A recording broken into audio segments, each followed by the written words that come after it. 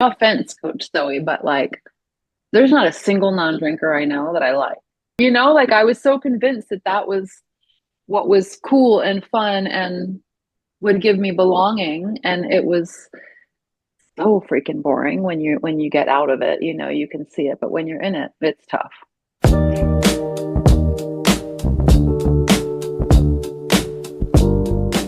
All right. So today we are talking about something that keeps many people stuck in the drink, and that is the fear that if they stop drinking, then either they will become boring or that life will become boring.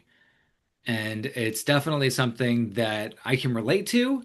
I I was certainly one of those heavy drinkers that thought of other drinkers or other not other drinkers. I certainly thought of people who didn't drink as squares and people I didn't really want to hang out with. And more than once, I'm sure that I said, I don't trust somebody that doesn't drink. And I didn't want to be one of those people because I thought that they were living a sad life without the um, what I thought was the cure for everything.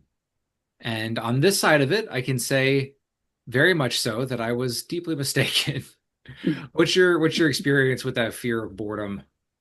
Yeah, I definitely had it. I think it was something that kept me pretty stuck, to be honest, because I literally remember saying to a coach, like, no offense, Coach Zoe was the coach. No offense, Coach Zoe, but like, there's not a single non-drinker I know that I like or that I'm interested in or that I just, like I, and she was so gracious. But basically what I realized later is that I actually don't really know any non-drinkers except for my Mhm. one really good friend who's been my longest friend my entire life that I've kept. I'm like, why don't I think about her when I'm thinking about cool people? I don't know. I had such a warped perception of what non-drinkers, what that meant.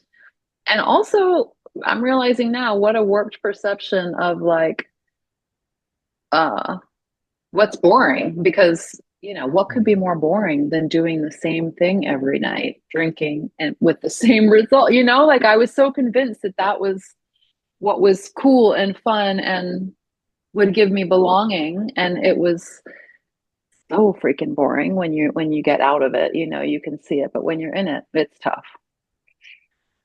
I, and why is that? Like I definitely experienced the same thing, and I was convinced that me sitting at home alone on my couch drinking whiskey was somehow cool or elevated or classy. And it in on this side of things just kind of makes me sad. Like, so where do you think that like deep association is coming from?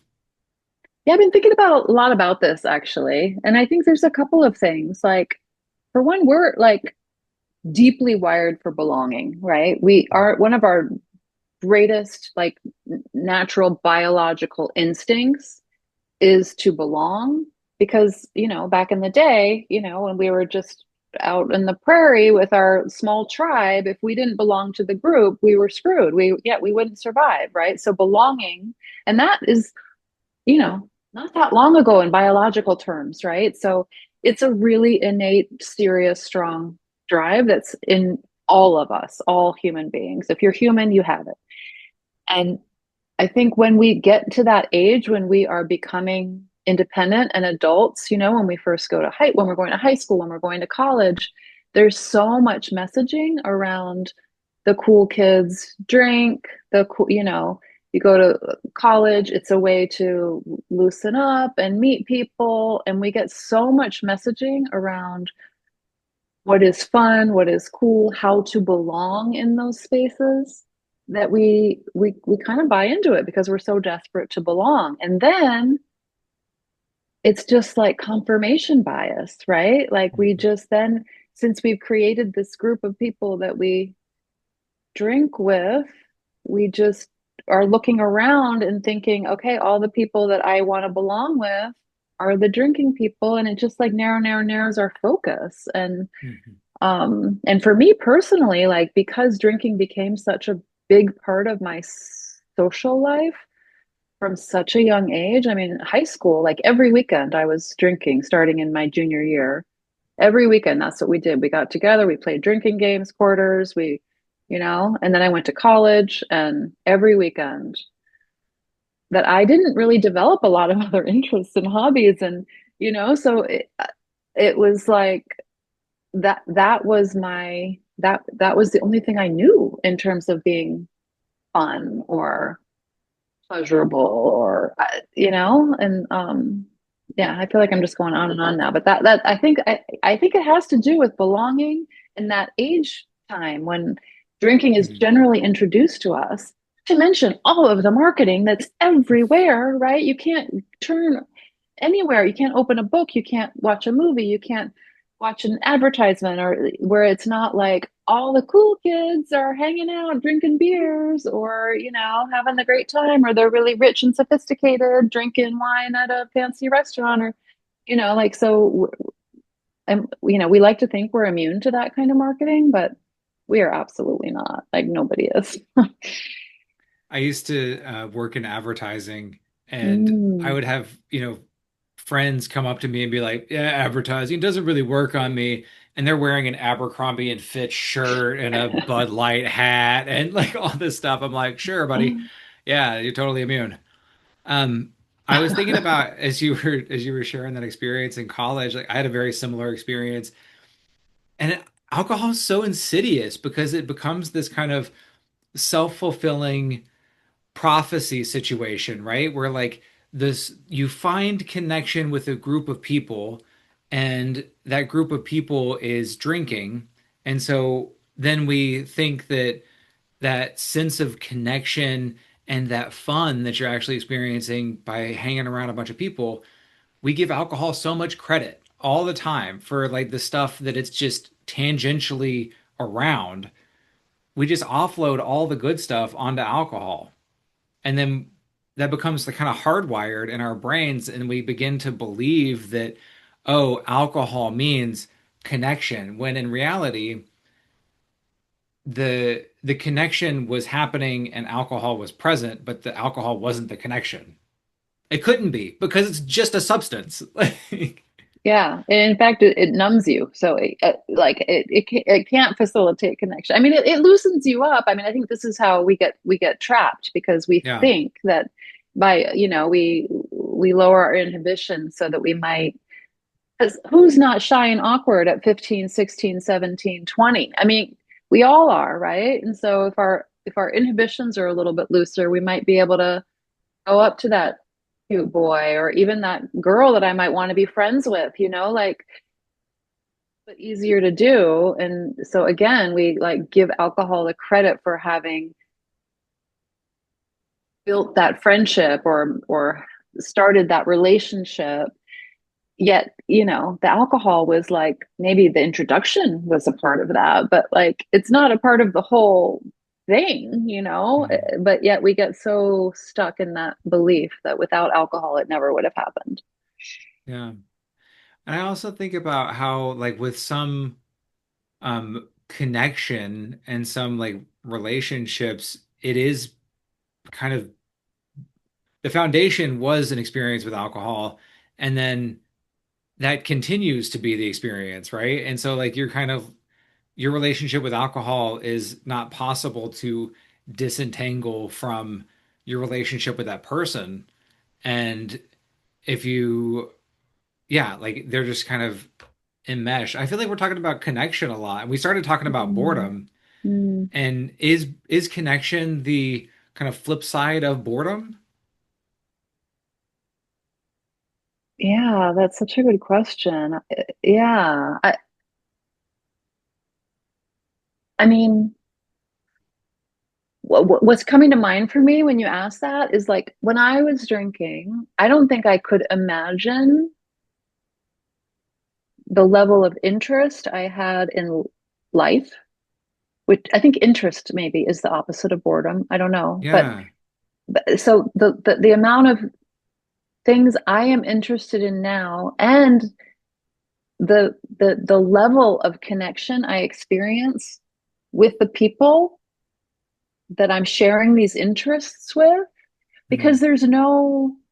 there's no veil between it. There's no like barrier. There's no alcohol that's like getting in the way of like the Annie Grace calls her book like the naked mind, but it's like imagine like two naked, and I don't mean this in a sexual way, two naked people connecting. Like there's more contact there than if you're fully clothed, armored up, drinking, pretending you're somebody you're not. And so when you can show up authentically without the veil of booze, like you're able to actually experience the thing, which generates more interest and creates more connectivity with someone else.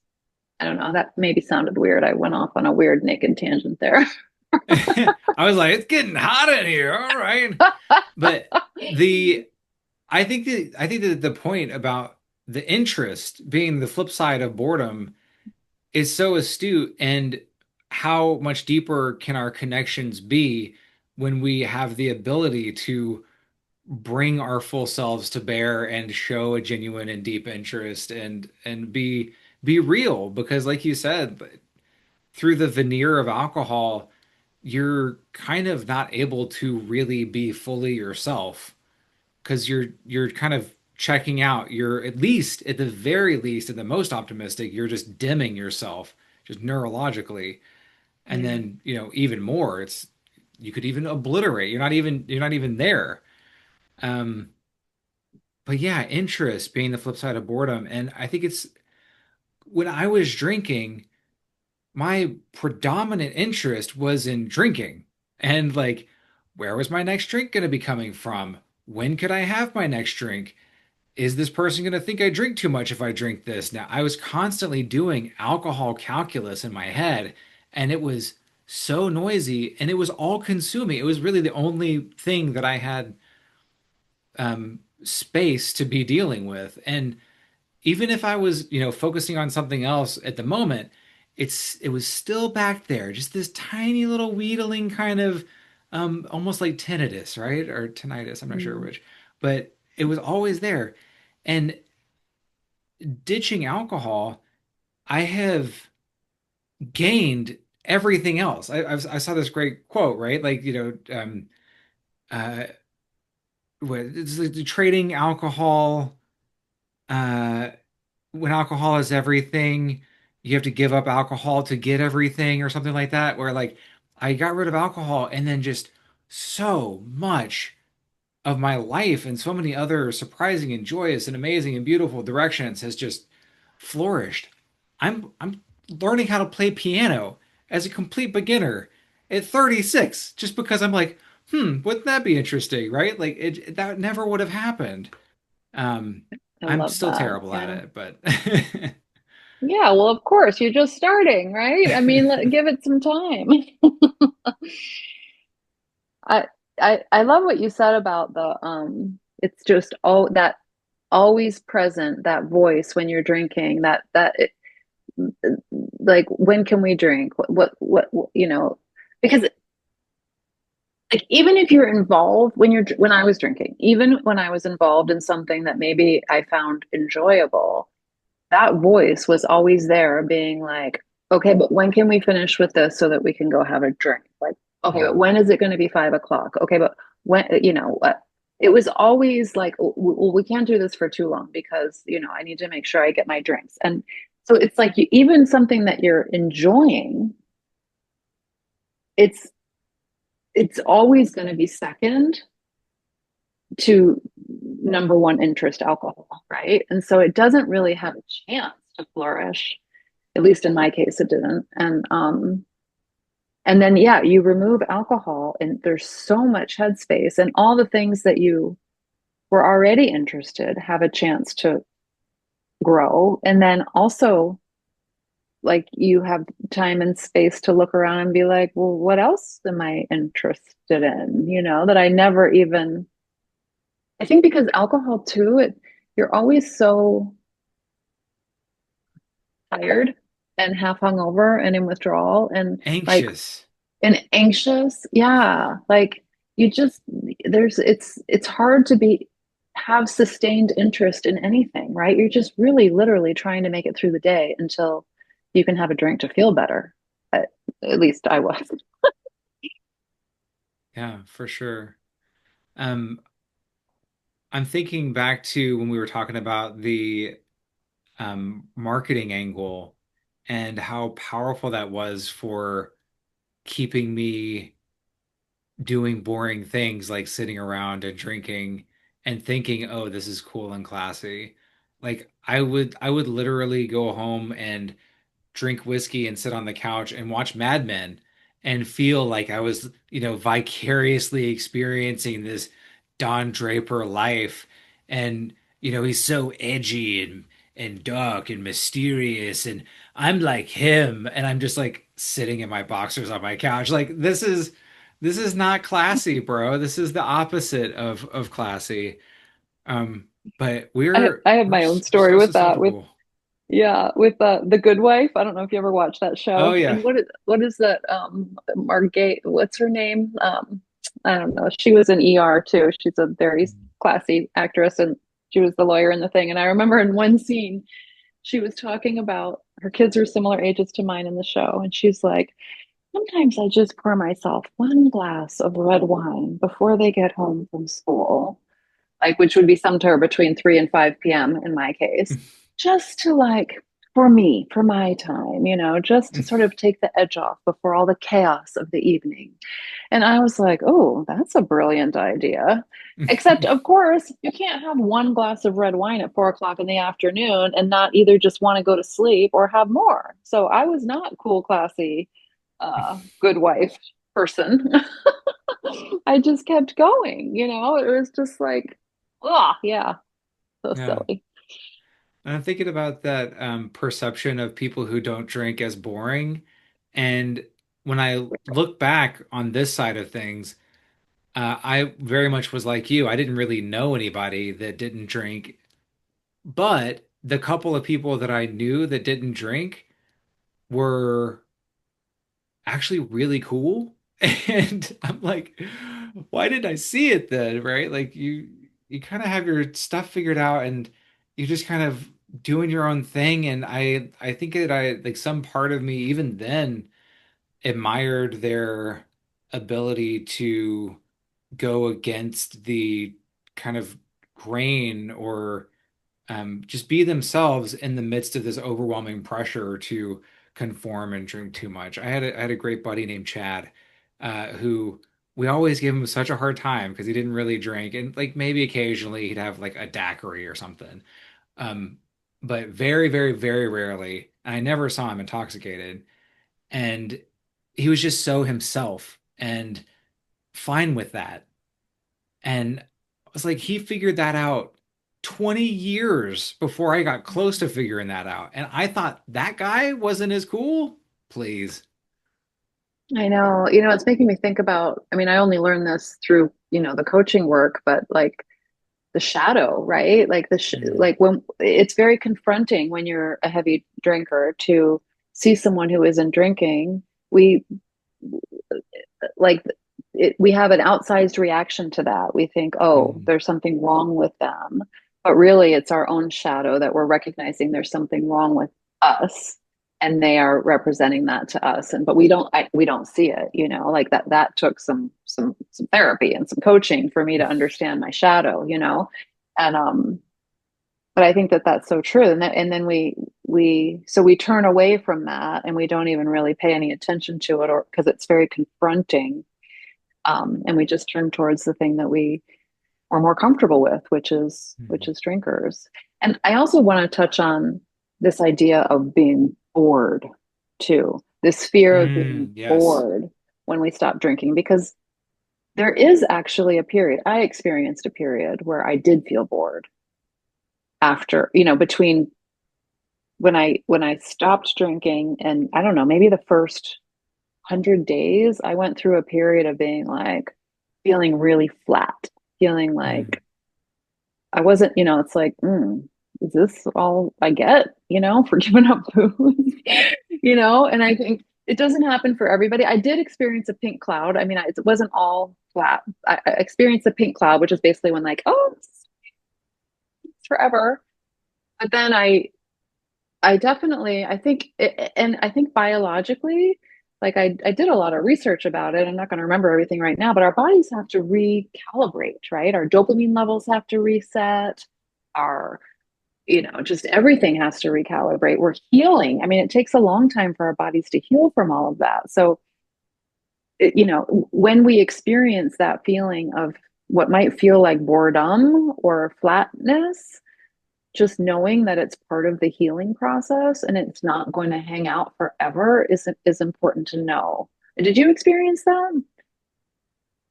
Yes. The hardest thing for me was dealing with just how much time I got back. And I've always been like a very, very busy person.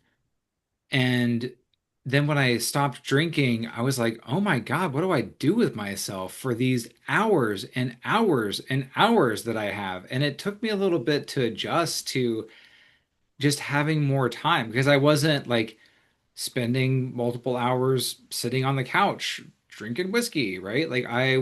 And then I wasn't spending, time the next day feeling like crap and, like sleeping in or just kind of going through the motions, right? I was suddenly distressingly present for the entirety of my experience. I was like, whoa, Mm. that was an adjustment for sure. Um, I've certainly managed to fill that time now. Um, Yeah.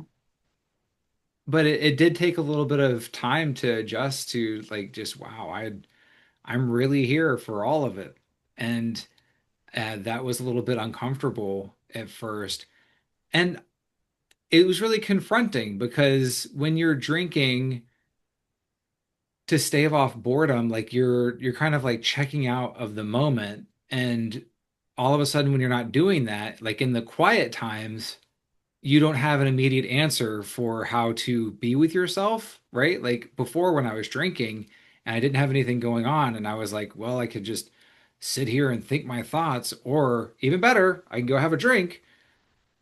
Without that second option, you're just there with yourself and it is um, vastly illuminating. It really does provide this time and space to um, kind of confront yourself, and that can be a challenging experience. I know it was for me. Where I was like, what? Why am I doing the things that I'm doing? Why am I thinking these things? And if all you have are the of the whys, then that can be kind of very confusing because there doesn't seem to be any answers. But Um, I don't know. I guess you gotta ask the question before you can arrive at any answers. I mean, how did Yeah. dropping alcohol make more space for you to deal with boredom with yourself? Yeah. I mean, I think what you described is so true for me. Like, yes, we get all of this time back. And in the beginning, we haven't developed the interest in other things yet. So it's like we have this time and we're there with ourselves and we can no longer distract ourselves from boredom. So, I mean, this is a time that a lot of people pick up other negative, kind of negative, Mm, other like distracting habits, right? Because drinking can be a form of distraction from ourselves, from our thoughts, from our boredom. So, if you don't like the feeling of sitting with yourself, which a lot of drinkers don't because there's a lot of guilt and shame around drinking, let alone a lot of us are drinking because we're maybe unhappy in some other area of our life that we're not dealing with, right? So mhm. then you take away the booze and then you're kind of faced with whatever it is that you were trying to cover up.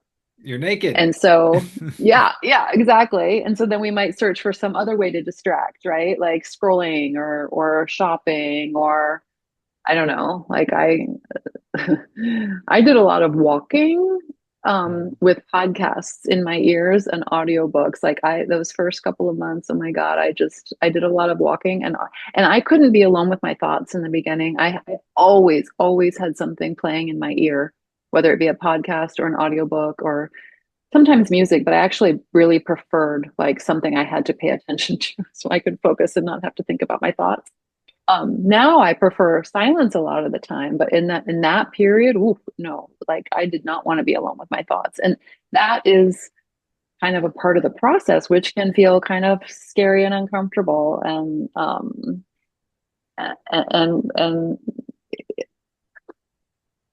and you might call it boredom. Like I don't know what to do with Mhm. myself, right? So um there is that period. And then, like I said, like when your dopamine levels out, when if you hopefully you're not doing this alone, you've got some kind of a community, you've got some kind of coaching, you've got a therapist, something. If there's, some of this deeper work of things that you were avoiding by drinking, then suddenly you can start to enjoy yourself again. I mean, I think that was been a huge part of this process for me is like learning to love myself again, Mhm. like maybe for the first time ever. And now I love my own company, but initially, ooh, that was very uncomfortable.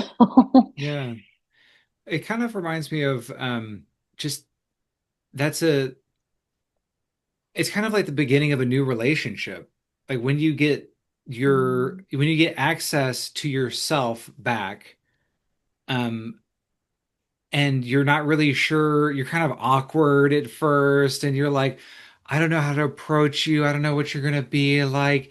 And then like over time, there's a little bit of trust that develops and you get to know them a little bit and they reveal more of themselves to you. It's really I really like the idea of instead of like recovery as this kind of clinical thing that you're constantly going through, but as a recovery of self and of who you are and of identity.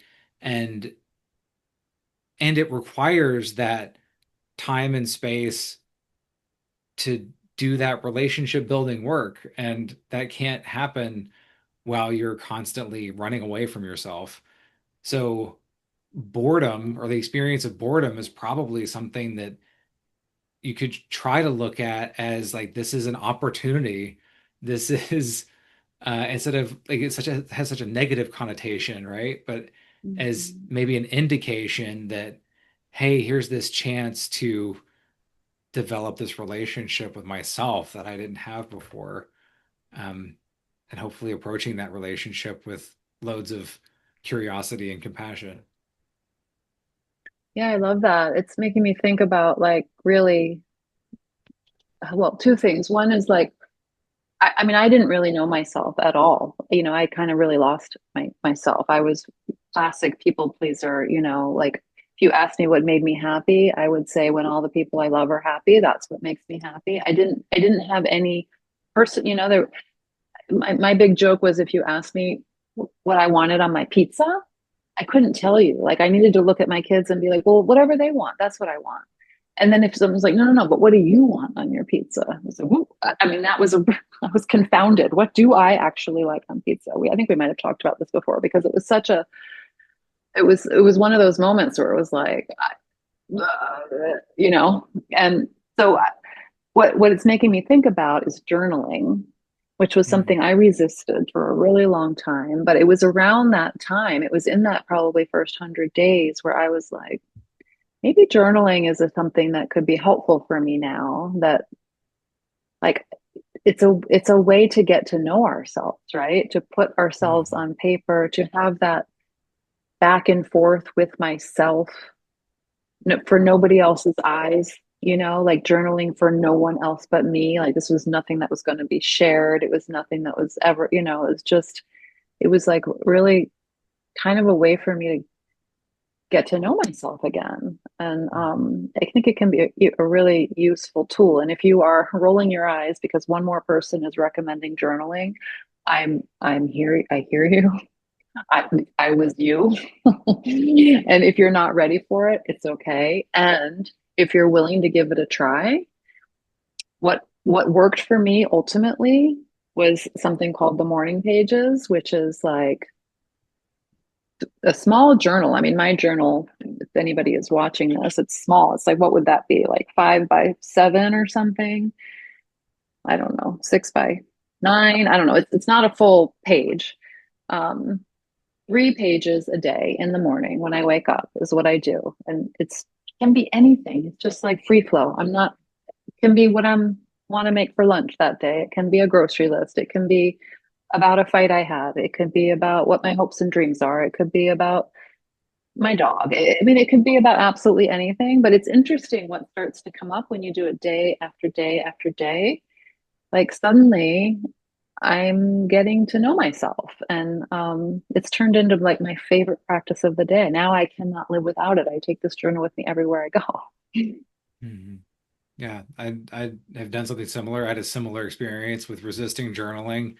And I always said that my wife has had this long established journaling practice. Like she is not to be talked to first thing in the morning before she's done her pages. Like that has just been part the entire time we've known each other. And I always thought that That's so was like cool. really cool. And she's like, just like getting in touch with herself and stuff like that. Oh, she can do that. I could never, sit down and do that. I Especially couldn't. as a guy, Um, there's probably even more stigma for, oh or yeah, more like resistance maybe as a guy. I think so. And I would never have done that if I was still drinking, right? Like, because then I would have had to confront myself, and Mm. that can be an uncomfortable experience, especially if you're not used to it. But ultimately, it's just so good. It's just so good. Mm. So Ellen, let's turn this and make it super practical.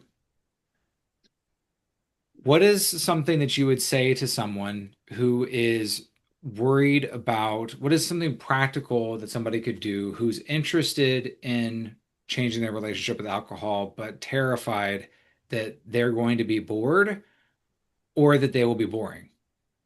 Thing that's coming to mind for me is what I did is I listened to this Naked Mind Life Story podcasts. Annie interviews people about their lives and they talk about what it's like after they ditch the booze. And there is not a person on there that will say their life is boring. It is every single one of them. They are living a more fulfilled, more exciting, more interesting life than when they were drinking. Because I think I just needed the hope because I couldn't see it. I couldn't see it for myself. So, I mean, I think you and I can provide that hope here. Like, I literally, I went through that period too many hours in the day.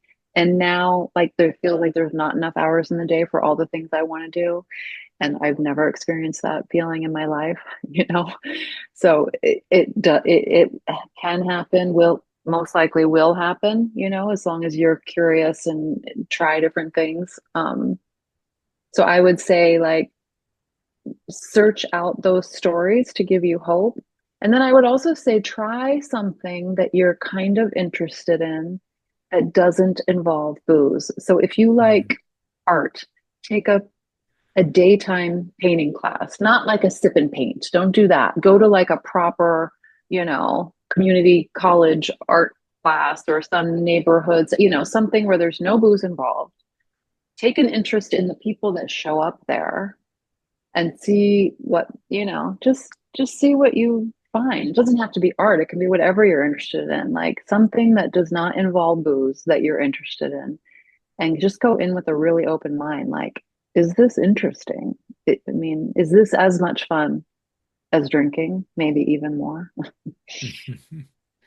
I What love about you? that. Um, I'll just say for myself, like allowing taking booze out of my life has allowed so much more open space for me to experience those pings of interest. Like, what if I did this? What if I did that? What if I did that? And every time I pull on or follow one of those pings, I'm like, oh my gosh, this is great. Whoa, this is great too. Oh my gosh, I never knew that I could do that, right? And it's just been so joyous. I would advise somebody. I'm a huge fan of there's a tactic that we use in our coaching, like playing the movie forward. And when you think about, oh, am I going to be boring if I don't drink? Um, really think about what you're doing while you're drinking And is it actually like, cast forward in your mind, see into your future that well-worn path. You know that when you start drinking, you're going to want another drink. You know that you're going to end up sitting on the couch or going to bed feeling terrible or whatever. You've walked that path so many times. Is that actually more boring? Or is that actually boring? That is actually boring, right? Like, don't choose boring. Um, get curious and brave and, try to imagine what it would be like to take a different path and to maybe not do the same thing again for the 100 millionth time. That's what's actually exciting,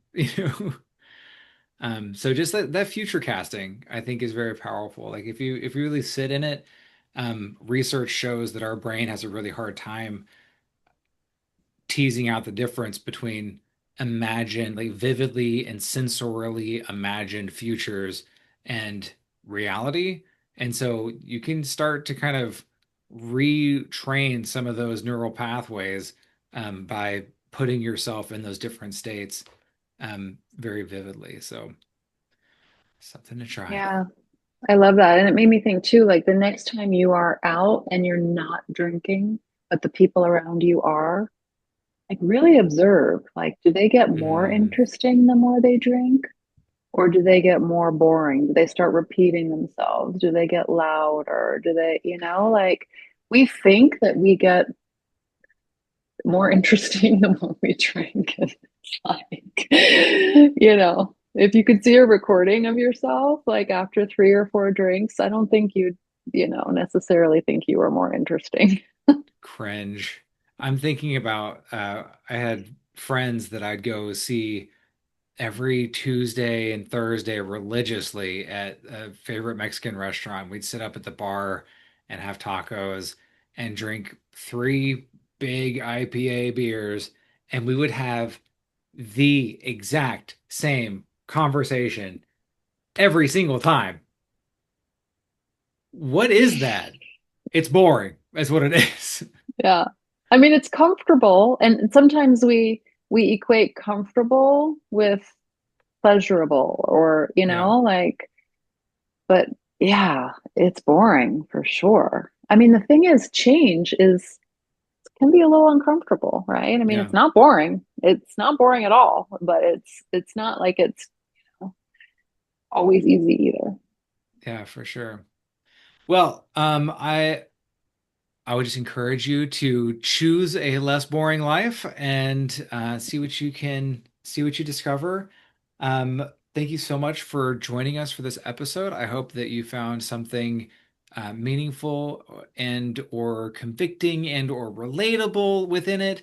If you liked it, please like the episode. And if you thought of somebody that could benefit from it, we'd love for you to share what we're talking about here. And until next time. I'm Jonathan. And I'm Ellen. We'll see you later. All right. Bye, everybody. Bye.